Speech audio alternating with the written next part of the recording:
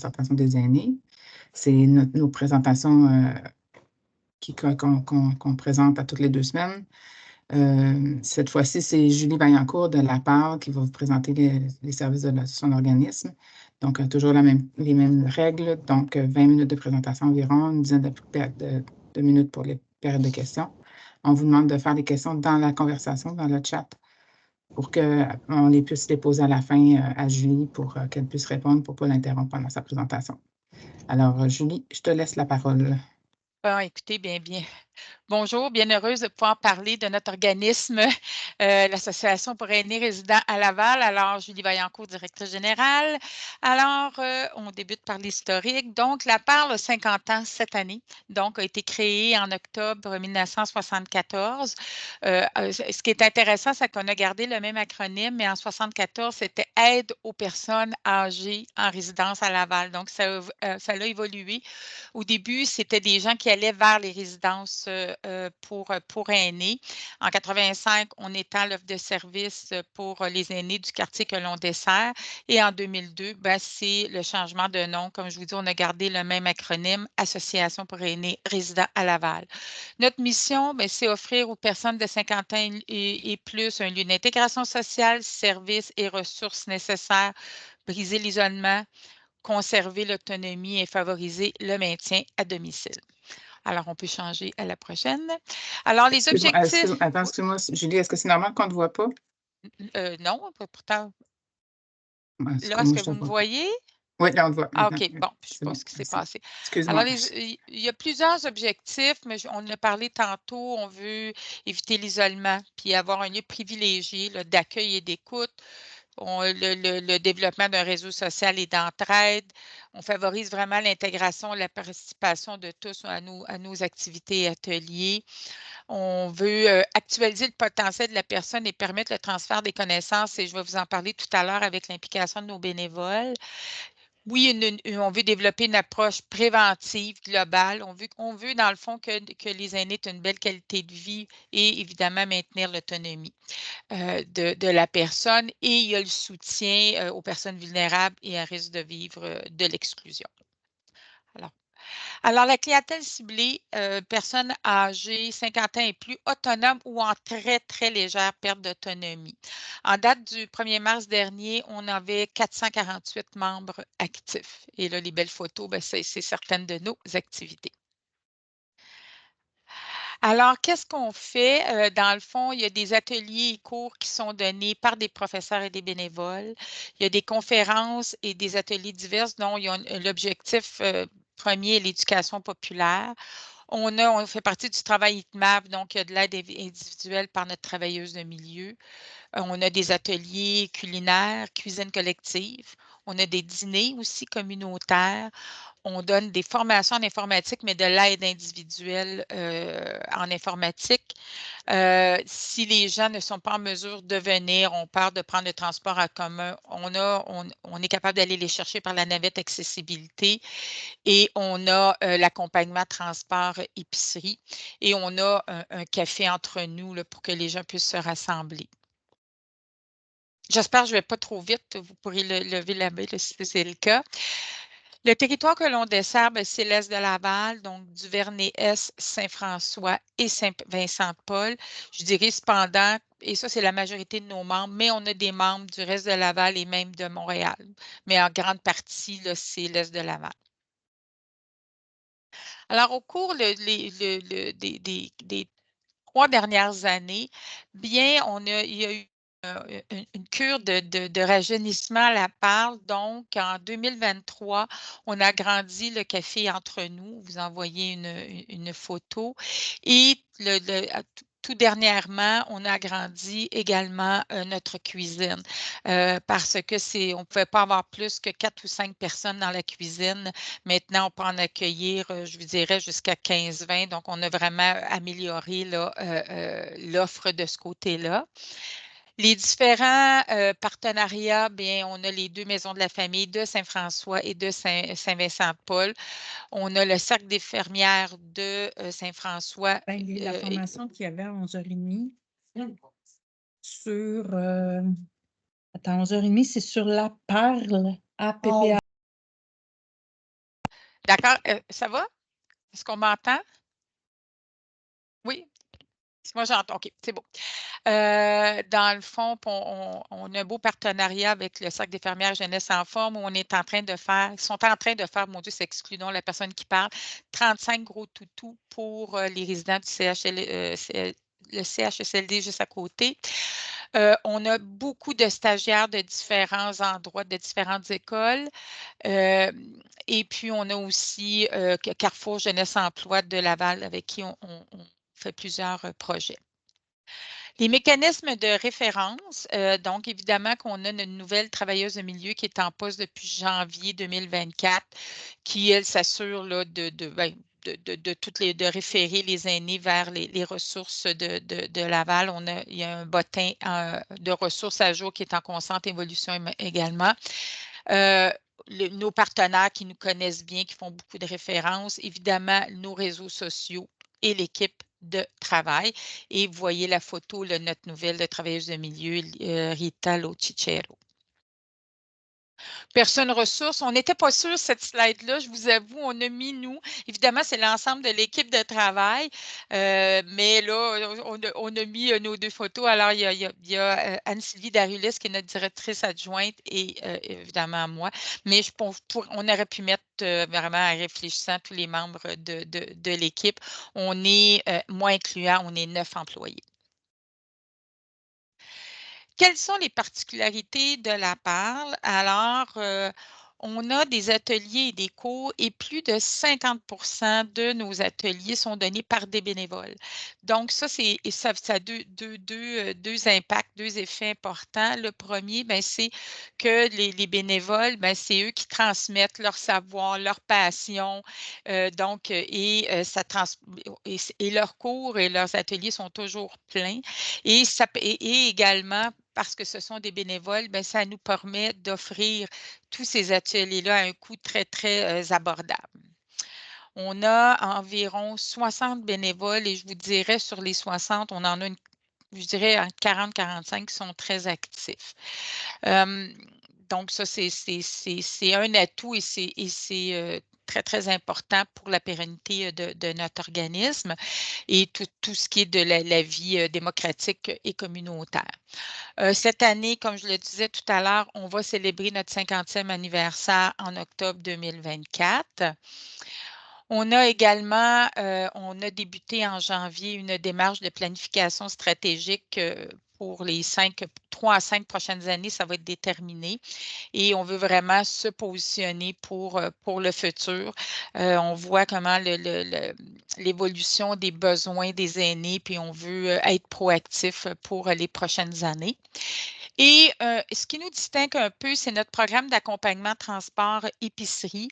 Ce qu'on fait, c'est que vraiment, on va chercher les gens à leur résidence, on les amène à une banque, à la pharmacie, à la banque. Par la suite, ils font leur épicerie. Quelquefois, on dîne avec eux. Quelquefois, non, tout dépendant. On va les ramener à la maison. On ramène leur paquet. Donc, ça, c'est vraiment, ça nous distingue pour un prix de 5 la visite. Donc, on veut vraiment, ça couvre un petit peu, je dirais, l'essence. Et ça, ça nous distingue peut-être que de d'autres organismes qui offrent autre chose, là. Alors, c'est ça. Et notre horaire de travail, on est ouvert de 8h30 à 5h du lundi au vendredi. Et on a notre horaire d'été de la Saint-Jean à la fête du travail où on est fermé les vendredis. Fait que je pense que je n'ai pas pris trop de temps, Cynthia. Non, ça va. C'est allé rapido. Est-ce que tu veux, est-ce que tu as des services que tu veux présenter plus approfondis? C'est ça, je vous ai parlé de ça dans le fond. L'épicerie, peut-être, de l'accompagnement L'épicerie, ça vraiment. Puis ça, présentement, là, parce que ce qu'on a modifié au fil des ans, c'est qu'on va dans des épiceries économiques et ça, c'est important là, avec l'inflation. Et ça, on est en liste d'attente, là, et ça, je suis en recherche de financement pour trouver une employée dédiée exclusivement à ça.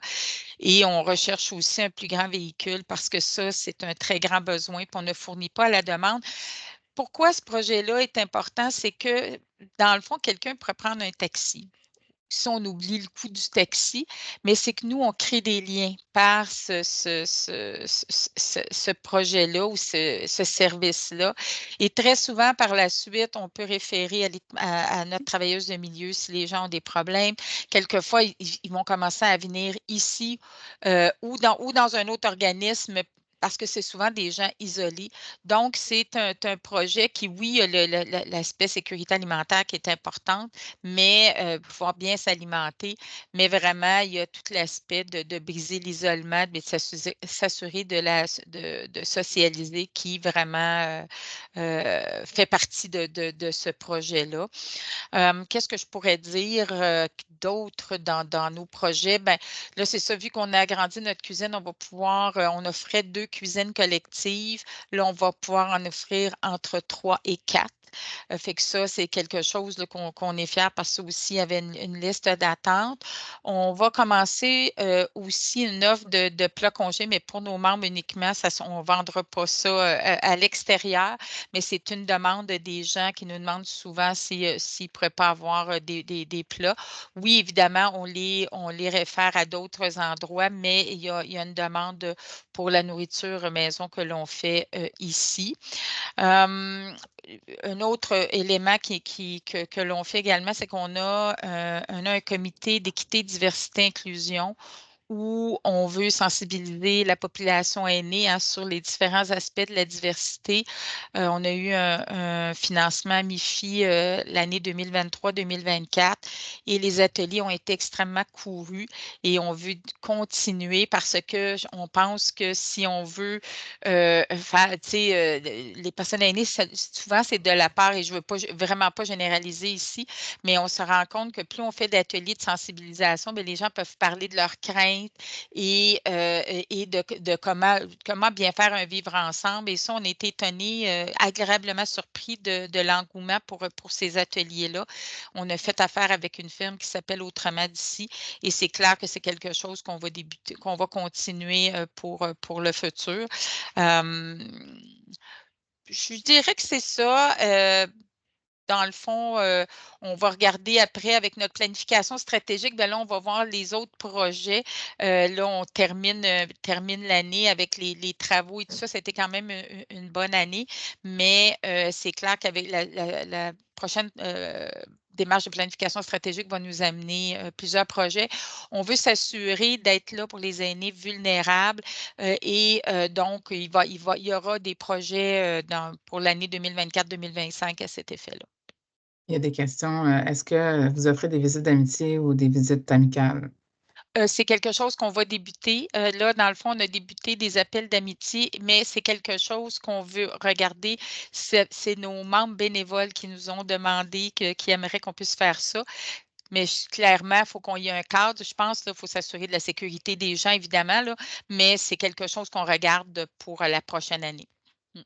Est-ce que les aînés qui aimeraient avoir accès à vos services doivent être référés ou s'ils peuvent simplement vous appeler pour se présenter sur place? Ils peuvent nous appeler. Puis nous, on est au centre Grou. Je ne sais pas si on l'avait dit, là, mais il n'y a pas de problème. Ils peuvent venir et même, c'est ça. Puis même, ça nous arrive, dépendamment si notre navette n'est pas loin. Des fois même, on peut aller les chercher selon le cas.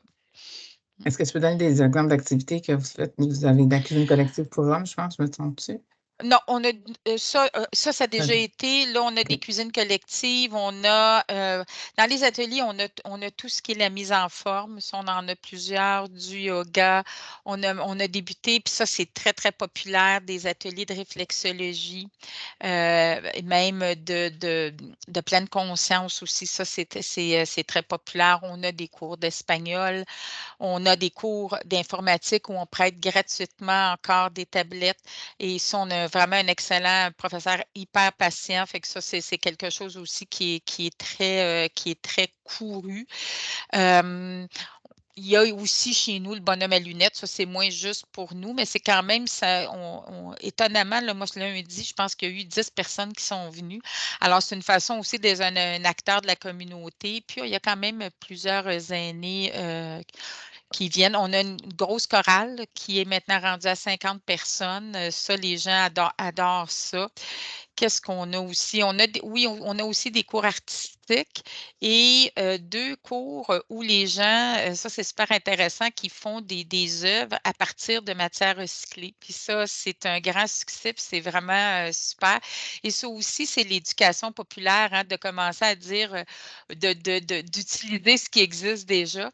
Et vraiment, ça fonctionne bien. Il y a des cours de dessin, des cours de peinture aussi.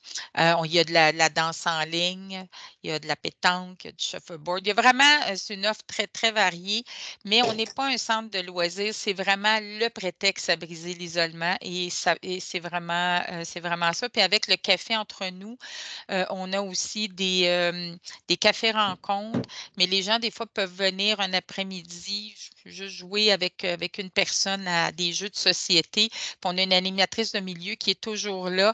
Donc, s'il y a quelqu'un qui est seul, s'assure d'intégrer là, dans les groupes. Donc, fait que c'est ça. Donc, Tu as une question. Est-ce que la navette peut se déplacer partout à Laval? présentement, c'est juste dans l'est de Laval, mais je vous dirais que moi, j'aimerais ça regarder si on est capable d'avoir un plus grand véhicule. On pourrait réfléchir à aller plus loin. C'est une demande qu'on a eue. Là, mais là, c'est un Dodge Caravan, c'est plus petit, mais là, on cherche du financement pour en avoir un 12 places qui nous permettra d'élargir. Est-ce que les services sont pour tous les 50 ans et plus ou seulement les aînés vulnérables? Tous 50 ans et plus. Parce que pour nous, la vulnérabilité, elle prend différentes formes, hein, puis on voit que des gens qui sont des fois, il y a une vulnérabilité. L'isolement, pour moi, pour nous, c'est un type de vulnérabilité, là, donc oui, ça s'adresse à tout le monde qui a 50 ans et plus. Est-ce qu'il y a d'autres questions?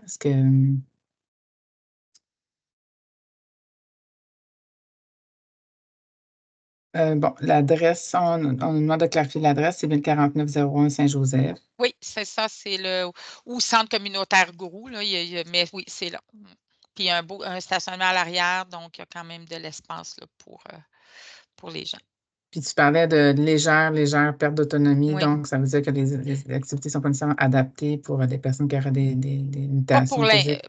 Pas pour l'instant, mais je vous dis, dans notre réflexion, notre planif stratégique, on veut regarder cet aspect-là.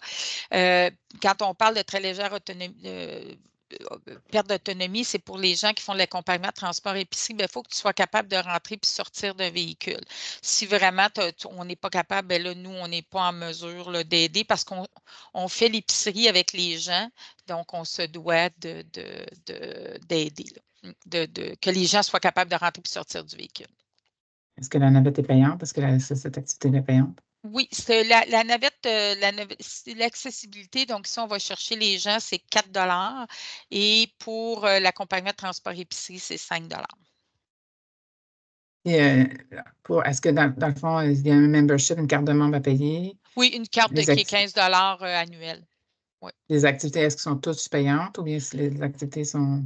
Les activités sont payantes. Les ateliers, on essaie de les faire gratuits, mais quelquefois, la gratuité fait qu'il y a un manque d'engagement, c'est drôle à dire. Et depuis qu'on charge un petit prix, là, les gens viennent. Alors, c'est vraiment pas très souvent, on a eu des subventions. Nous, on ne veut pas garder l'argent. Très souvent, on la redonne d'une façon ou d'une autre, mais on dirait que c'est ce qui fait que les gens vont venir. C'est drôle à dire parce qu'on veut le faire gratuit, mais c'est ça. Alors, Il y a une prochaine question. Est-ce que l'offre de service est disponible via via le site Internet? J'imagine oui, que c'est votre site Internet, tout est là. oui, puis la prochaine programmation sort la semaine prochaine et puis toute l'information est là, mais on peut aussi nous appeler sans problème là, pour des détails.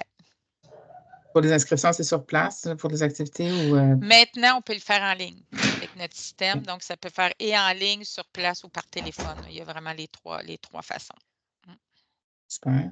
Puis ça peut varier entre combien les activités, Oh par mon exemple? Dieu, ben, comme je vous dis, Juste pour une échelle oui, de oui, prix. mais quand c'est les bénévoles, puis on distingue les cours et les ateliers, c'est les bénévoles, c'est 30 puis tu peux prendre n'importe quel cours, donc c'est un prix unique de 30 par session. Les autres cours, ben, ça dépend, ça peut jouer, moi je vous dirais qu'on l'a vu entre 50 et 100 dépendamment des prix des professeurs. Le prix le plus cher, je pense que c'est le yoga là, qui est, si je ne m'abuse, 95 là. Là, je veux enregistrer moi pas, mais je sais qu'on est enregistré, là, mais ça pourrait avoir changé, mais on essaie, là, nous, de s'assurer, même si des fois le professeur augmente ses prix, nous, on essaie le plus possible de garder les prix le plus bas possible parce que le but, c'est pas de l'autofinancement, là, c'est vraiment de permettre aux gens de pouvoir avoir des activités à prix à coût accessible. Excellent. Je ne sais pas si dans les personnes qui sont en train de nous écouter, s'il y a quelqu'un qui a d'autres questions à poser. On dirait que nos gens sont rodés, ça roule vite, les présentations sont rapides, donc on rentre dans nos délais même plus, là. On a toujours Bon, un ben, petit peu plus de temps à la fin. ben, c'est bien ça. Ben oui, C'est mieux ça que de dire oh my God, on finira pas. on rush à 12h05. Donc, il n'y a pas l'air d'avoir d'autres questions. Donc, merci, Julie. Ben, écoutez, Euh, hop. une question. Faites-vous l'épicerie pour les gens qui ont de la difficulté à se mobiliser? Pas pour l'instant. Ce qu'on fait, par contre, si c'est quelqu'un avec parce que nous, c'est aux 2 semaines hein, qu'on fait l'épicerie avec les gens, ce qui nous permet d'avoir une plus grande clientèle. Si la personne est malade ou quelque chose, on va faire l'épicerie par téléphone. Ça, on le fait. Mais c'est seulement pour les épiceries métro IGA. Donc, pour les épiceries économiques, ils n'offrent pas le service. Là, pour le moment, on ne le fait pas. Mais si c'est un besoin, comme je vous dis, on est en train vraiment de réfléchir pour le futur, mais on le fait uniquement là, par téléphone pour les gens qui ont déjà le service avec nous. Dans le fond, si je comprends bien, c'est que les gens t'appellent, s'ils te disent ben, j'ai besoin de faire commander mon épicerie, ils ne sont pas Ouais, capables de le faire par Internet, vous allez le faire à leur place. c'est ça, parce que des fois, OK, c'est difficile et tout ça. Oui, c'est ça. OK, parfait. Donc, je ne semble pas avoir d'autres questions. Évidemment, c'est enregistré, donc c'est sur le site intranet du SAPA au niveau du CIS pour les intervenants du CIS, mais c'est aussi disponible sur la chaîne YouTube de la table de conservation des aînés de Laval. Parfait. Donc, ça fait que c'est disponible aux 2 endroits. Fait que si vous ne le trouvez pas dans le site du CIS de Laval, vous pouvez le trouver sur le site de la table de concertation des aînés. Ben merci, Julie, Ben, de ta écoutez, présentation. c'est moi, puis écoutez, n'hésitez pas, là, dans le fond, puis si il y a des besoins qui sont identifiés, ça nous fera plaisir on essaie le plus possible d'aller chercher le pouls, mais si vous avez des bonnes idées, ben, on sera là pour les écouter, puis si on est capable de faire quelque chose, ben, ça nous fera plaisir. Parfait. Pour la prochaine rencontre, le 10 avril, on fait relâche. Il y a un événement du 6 qui est priorisé. Puis la prochaine présentation va avoir lieu le 24 avril. C'est Action 50+ qui va venir présenter son offre de service. Donc, plus dans l'Ouest. Bon, ben, écoutez, je vous remercie beaucoup. Merci beaucoup, Julie, pour ta présentation. C'est toujours agréable de te côtoyer. Merci tout le D'accord, monde de votre merci. participation. Au revoir. Bye.